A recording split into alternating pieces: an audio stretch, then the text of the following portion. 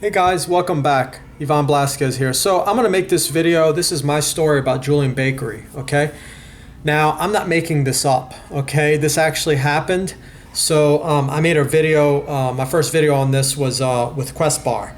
Now, I don't think there's going to be a lot of videos on, these different, I guess, companies, if you will, because there's only a few. And in fact, this might be the only other one.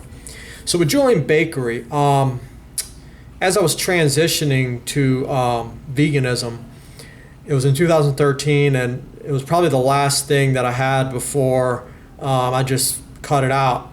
But I had their Paleo bread. Now, I was competing at the time, so I was really trying to get leaner and really try and get shredded up. And I really liked the macronutrient breakdown of their I think it's a no carb bread or low carb, and they have a very few ingredients. And it's like I think it was like apple cider vinegar. I think it was oat flour or oats, and then it was like egg whites was in there, psyllium husk, which I know is like a very specific kind of fiber. It's a unique fiber. It's pretty good, and they might have had like flax in there or something like that. But they had a few. It wasn't many ingredients. Okay. It might have had a little water too. It might have been like filtered water. What's the point of all this? Well, all the ingredients are vegan except egg whites. And I was like, this is like the perfect macronutrient bread. And let me explain it to you. Why is it perfect macronutrient bread?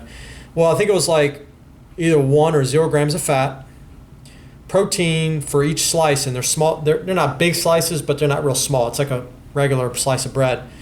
Some people describe it as cardboard because it's pretty tasteless. But I never really care so much about the bread. It's just like a platform or a pallet to put stuff in between. You make a sandwich, or you can just make a spread out of it. Just put peanut butter or whatever.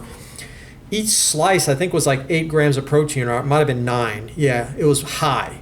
The carb count, I think, was like 5 grams, but 5 grams of fiber because it's mainly psyllium and oat fiber or something like that.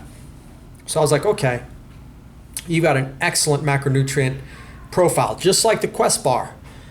So I called them up and I was like, you know what?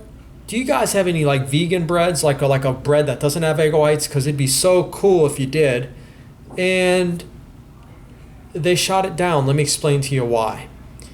They said they don't. And then I think I might have actually spoken to the actual owner or one of the managers, and they said that he said something about like the egg whites give it the fluffiness, so it gives it the texture, and that they couldn't find any like plant-based ingredient to make it kind of like a bread that has the texture.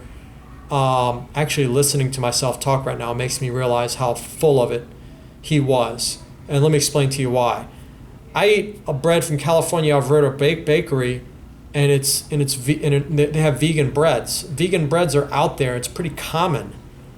So that's nonsense what he was saying. And by the way, let me confirm that nonsense.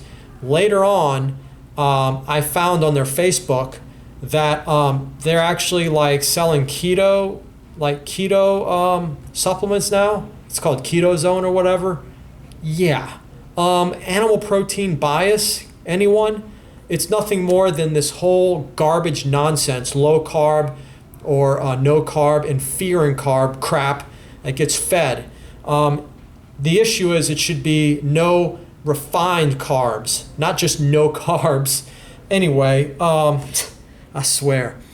So they're basically completely eliminating a complete audience because they want to stick to their beef guns and pump this paleo and keto and low carb and anti plant-based crap out. Just absolutely clueless in my opinion. Absolutely clueless.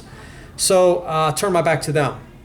And the fact that that was nothing more than a white lie, I think, about saying that it's the fluffiness and stuff, that was an excuse. And that was a pretty poor excuse. They have this thing, I'm looking at it right now, it's called aquafaba. It's like basically, in fact, there's lots of groups on it. It's crazy.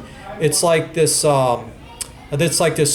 substance that you get when you whip the thick liquid that comes in the can of beans or cooked dried beans. So like if you have a can of chickpeas, it's like that liquid stuff.